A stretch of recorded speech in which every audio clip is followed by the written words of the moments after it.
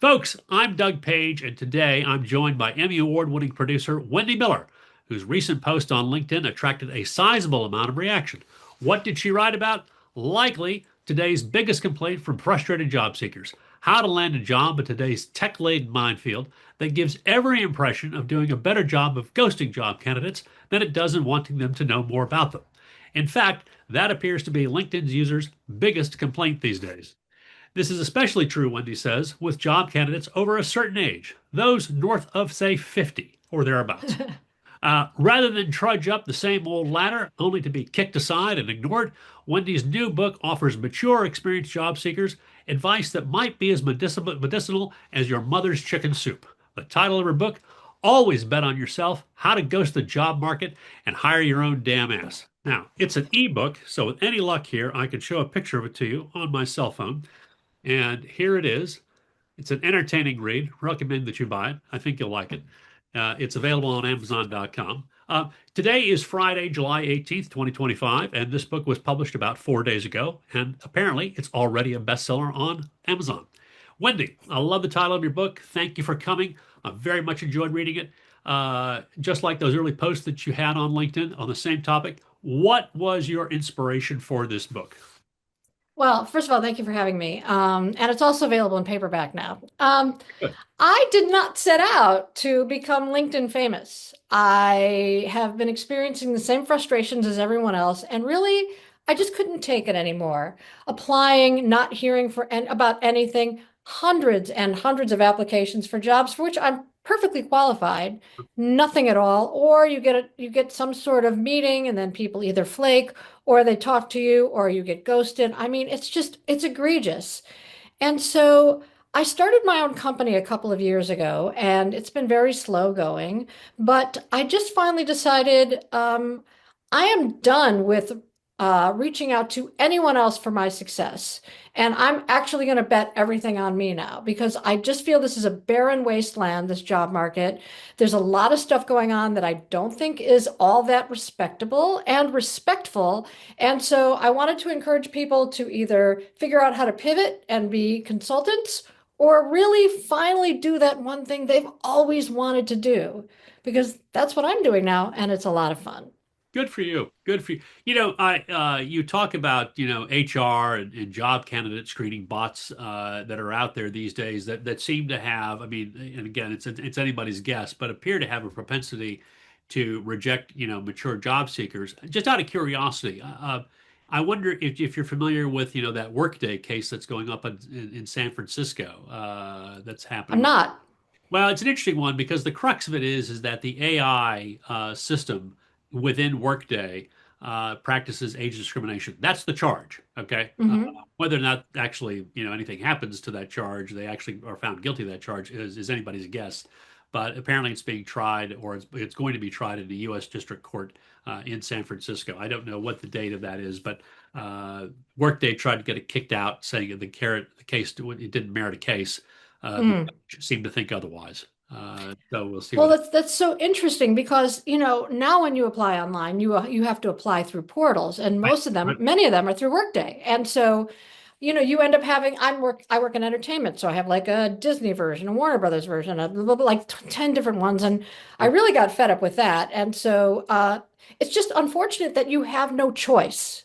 You have to oftentimes download an app or really go through a thing, set up an entire profile, and just like the whole thing has been dehumanized, and also you've been sort of forced into this bottleneck. And I'm not surprised, but obviously there are things, and I am not an expert in ATS software, certainly, but there are a lot of things in there where certain words that you say, certain things that you say, and a lot of people have been doing what's called Botoxing their resume, Sure. trying to pull out anything. And I mean, look, I'm not fooling anyone, okay? If you spent 5 minutes, you'll see I worked on the Oprah show and I launched the Oxygen Network. And these are all things that happened a trillion years ago. So I couldn't have been 4 years old when I did them. So that was another thing. I was just tired of pretending to be someone I'm not in order to get a job I don't want.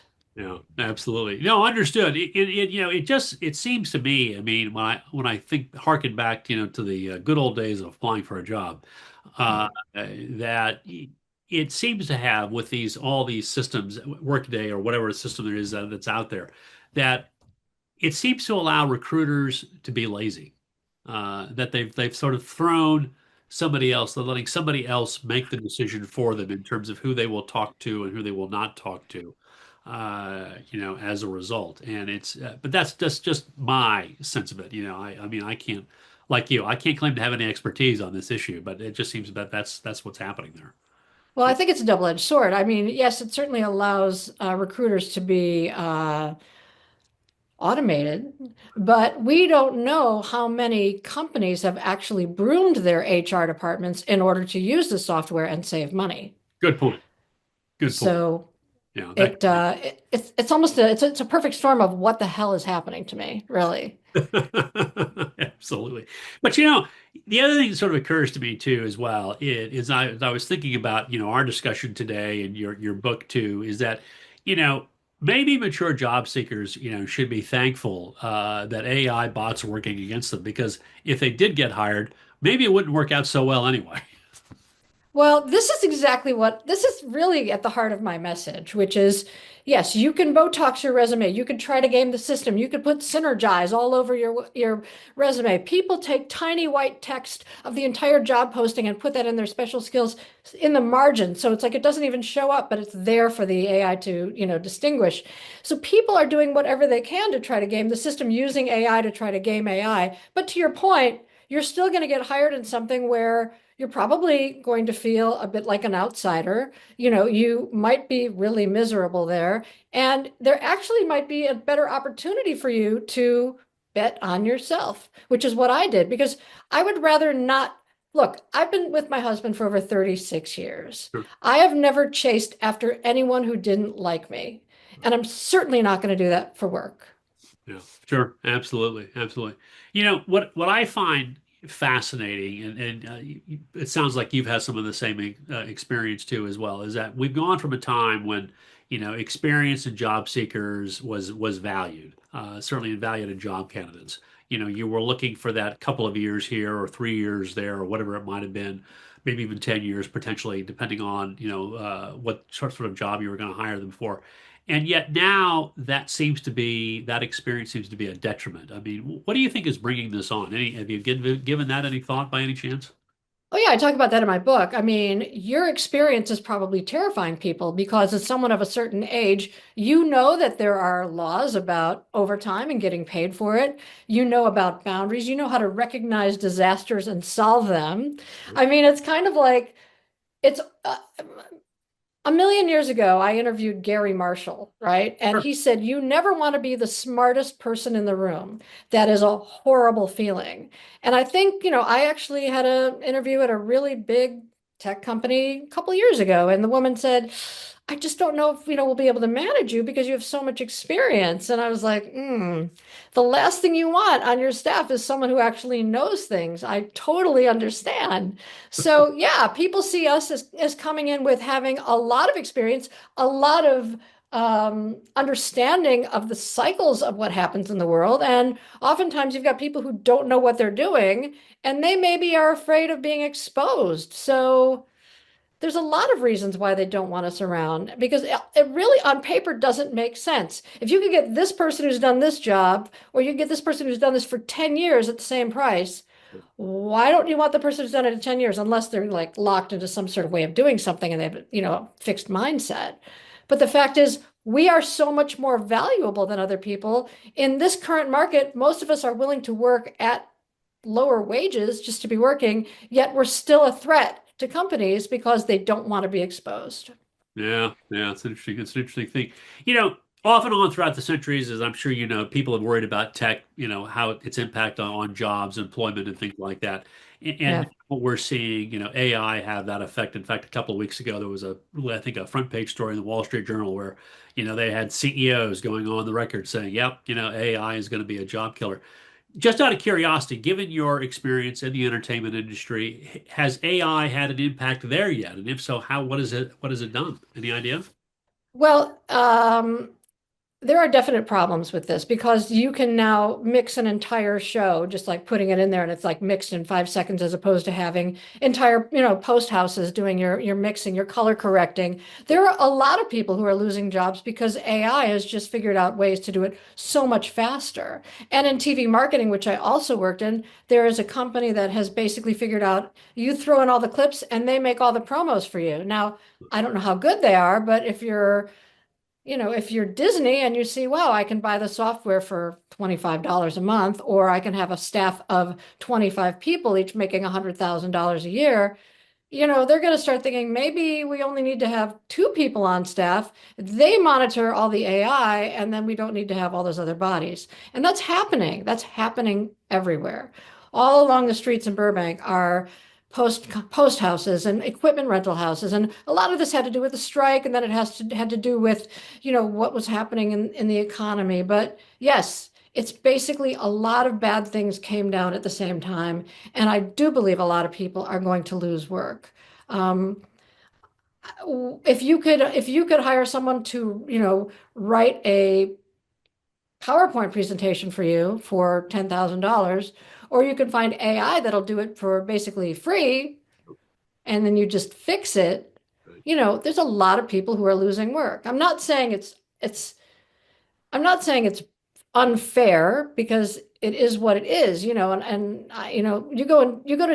to Hollywood, and that's what used to be like the center of production, right? And so now it's a little shady, and then things, split out to Burbank and all the other areas, and it used to be that people were like, oh, I had a job, I was working in this industry, and then it all went away. And all these people who worked in radio who lost their jobs to TV, and all these people in TV who are losing their jobs to streaming. I mean, it is what happens in the industry. There is growth, there is, improvement, things get streamlined, things get better, but nobody thinks about the casualties attached to that.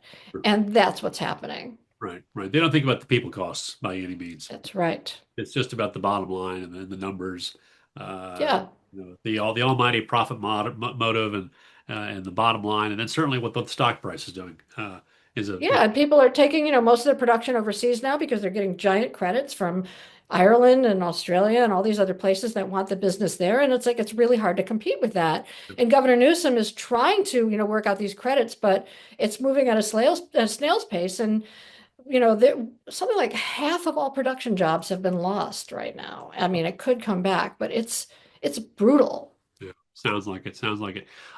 You talked about in your book, that companies are struggling to find qualified workers.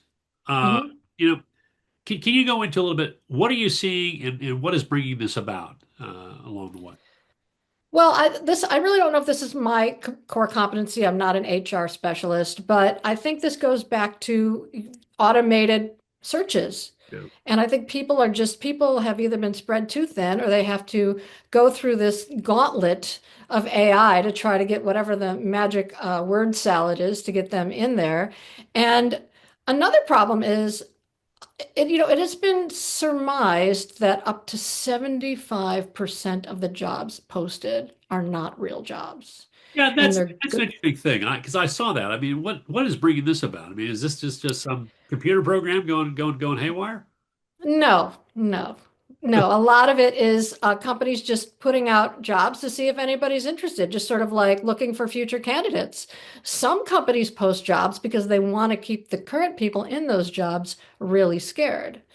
Other companies post jobs, forget to take them down. So there's lots of reasons, some of them insidious and some of them are just sort of accidental. So now you have job boards that I'm certain the people who run the big job board, people who run these things have to know that a majority of them are not real. And I don't have an actual number. This is what has been estimated, but it doesn't make sense that there are all these openings and people applying for them and never hearing a thing. I realize there are a lot of people applying for them, and you see on LinkedIn, 200 applicants in like 5 minutes or whatever. I mean, it's really difficult, but it just doesn't make sense that there are all these job openings at companies which are also laying off tons of people every month. So you have to wonder what is behind those postings. Are they real? Are they some sort of psychological warfare? Are they mining or are they laziness? Because they ain't real. Yeah, yeah, that's interesting. That's interesting. I will tell you on a separate thing, what I did this week, knowing that you and I were going to talk. I sent an email actually to the president of LinkedIn, asking about this, very issue and see if they would provide any comment. They have not gotten back to me yet. Uh, Yeah. Another thing that's very interesting is in certain states you have to show the salary range. right. That is that is the law. And you would be shocked, no you wouldn't, how many companies on LinkedIn are out of compliance and do not post that salary range. And I'm not just saying like little mom and pop places that are probably exempt from that, but I mean major companies are posting these jobs with no salary range. Or you could be like Netflix, where they post to be like somewhere between 60,000 and 500,000. They take like their lowest paying job and their higher paying. They just put that in there. So they're compliant. But so many places are non-compliant and there's absolutely no repercussions for that. Yeah, interesting, interesting. You write that, companies are looking for the perfect job candidate, yet, they can't seem to find them. I guess my question is AI now the perfect employee? Well, if you don't want anyone who's gonna reheat fish in the break room, I suppose it's pretty good. It all depends. It's like Yeah, I run a company, right? So it's like, am I going to hire someone to do a video for me, or am I going to hire an app to do video for me? I'm 100 years old. So I'm going to hire someone to do video for me because that's what I used to do. That's what I understand. I know people who are the very best of the best at that. I would rather have someone who's an artist coming in with actual ideas, emotions, and understandings than just a bunch of, ones and zeros thinking that they know how to put something together.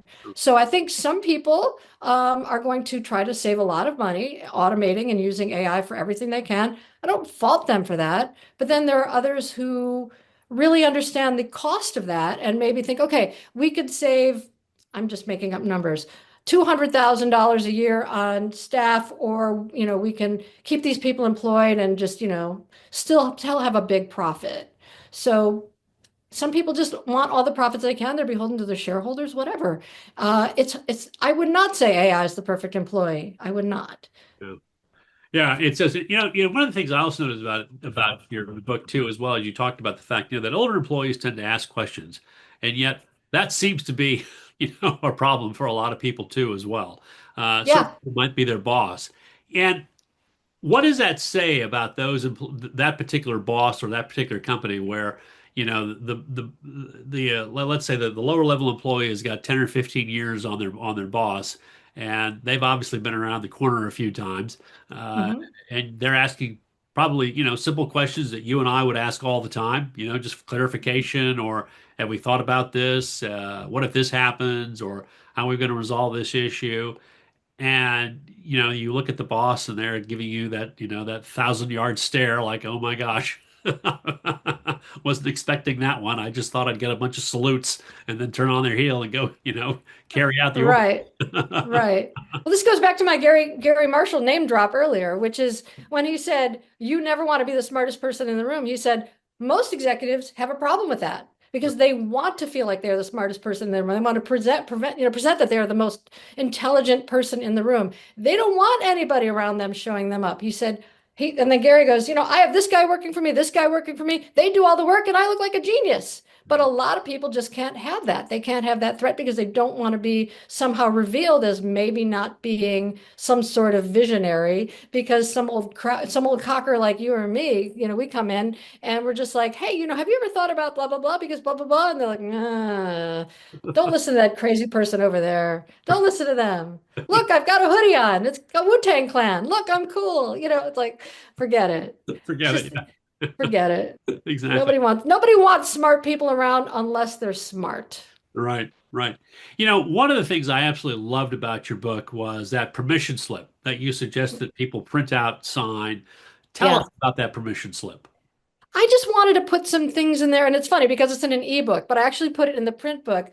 I just want to get people to really start thinking about what opportunities they have in life, and what directions they can take. And for so many people, it's there's an endorphin rush that we're getting locked into. It's like we go online, we see the jobs, ooh, and you type in, then you enter that, and then it's like you don't hear anything, and it's like a slot machine that will never ever pay out.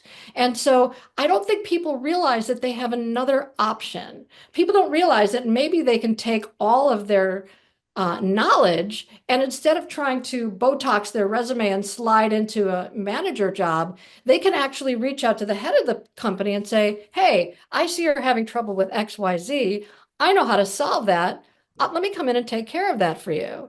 And now you're not trying to be an employee, you're actually coming in with solutions.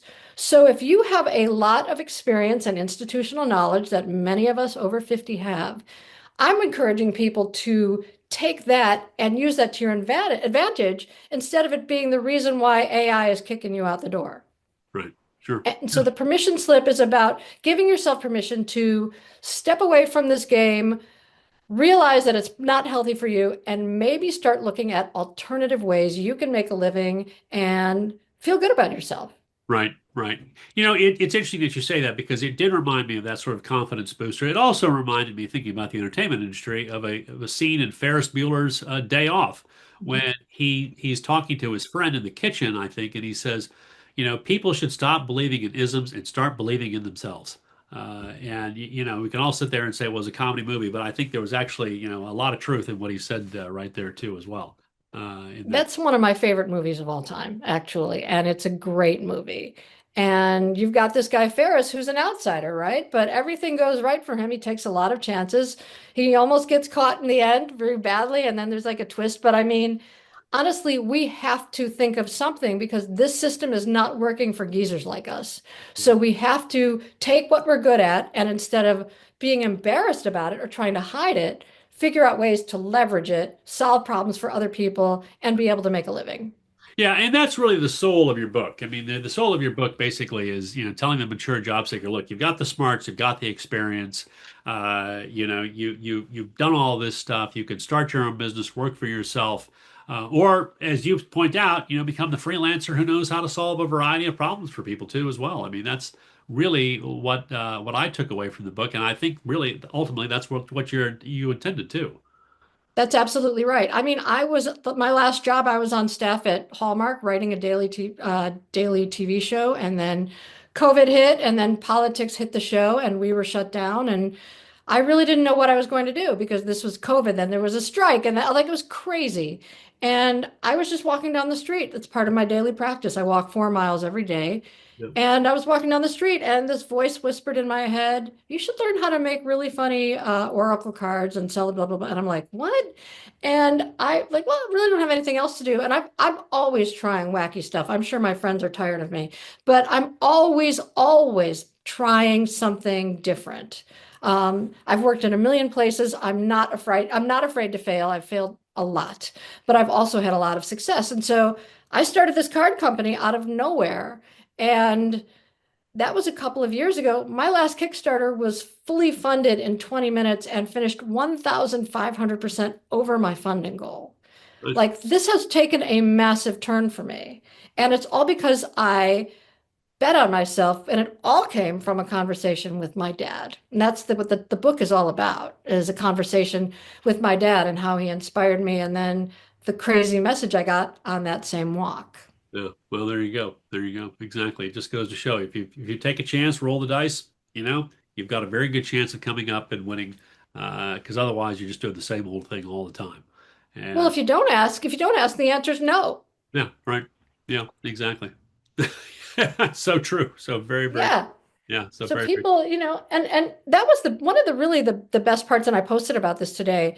One of the best parts about this, me becoming linked famous for 15 minutes, is how many people reached out to me directly and said, "Oh my God, get out of my head. Oh my God, this is exactly what is happening to me. I didn't realize that I wasn't the only one. Oh my God, I thought this was my fault. Oh my God, you've inspired." Like, and that just really, that just that broke me open because it was so real and it was so true, and it was just someone just daring to tell the truth about what's going on.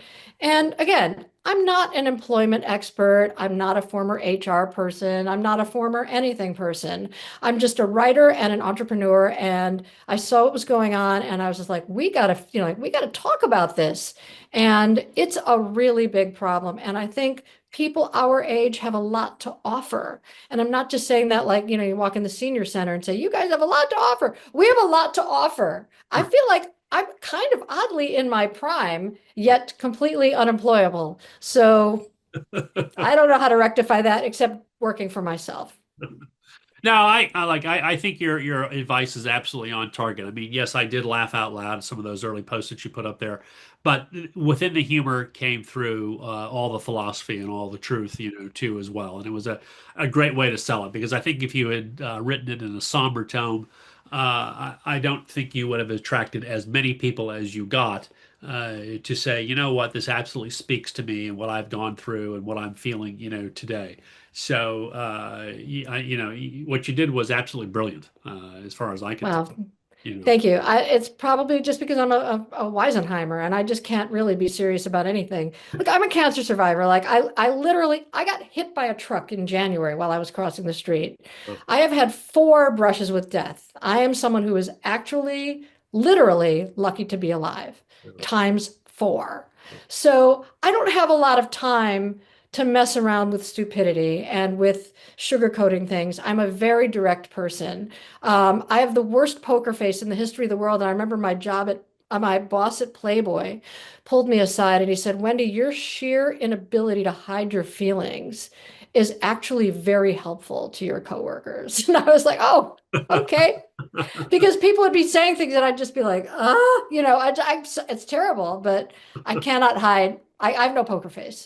well, So I'm just a truth teller because I don't know how much time I have left. And I've really, I was in a massive accident and I had a 50% chance of survival. I mean, there's a lot going on and I don't want to spend too much time wondering what I could have done instead of taking a lot of ridiculous swings that are fun for me. And if they don't work, they don't work. If they do work, they do work. But trust me, I was not planning to become LinkedIn famous. I'm sure I won't be LinkedIn famous for much more because I'm not strategic about posting on LinkedIn.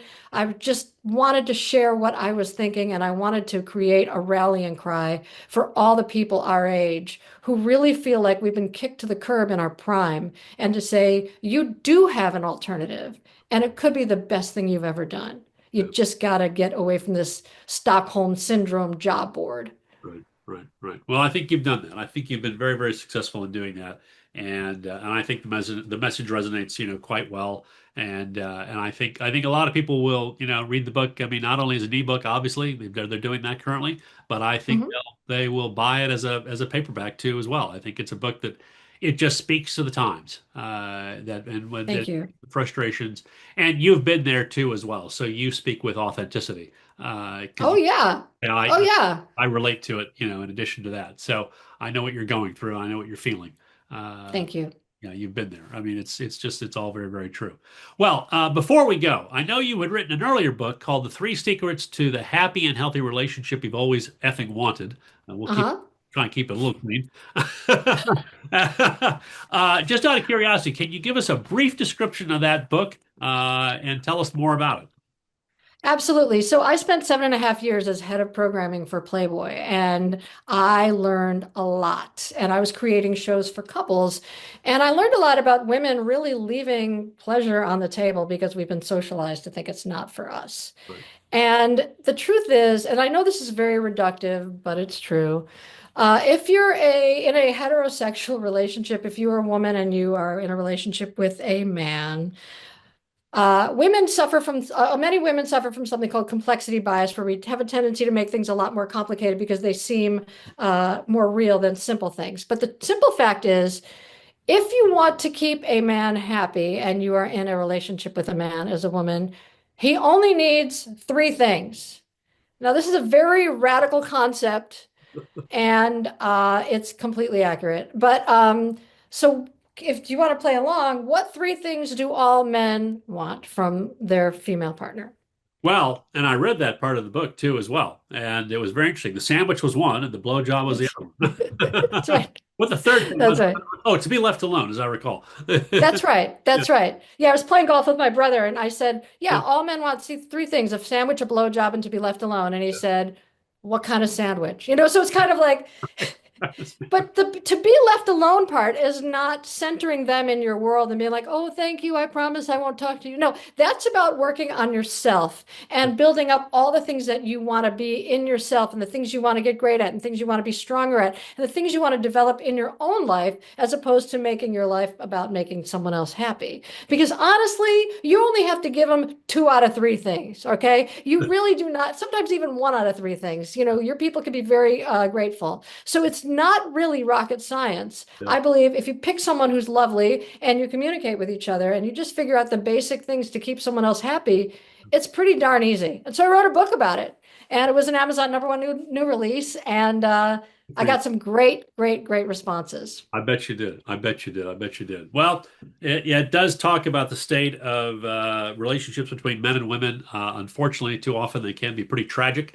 Uh, Yes. and that's too bad. One would hope for better communication, because if there's better communication, everything else gets better too as well. But that seems to be challenging at times, which is unfortunate and all that kind of thing.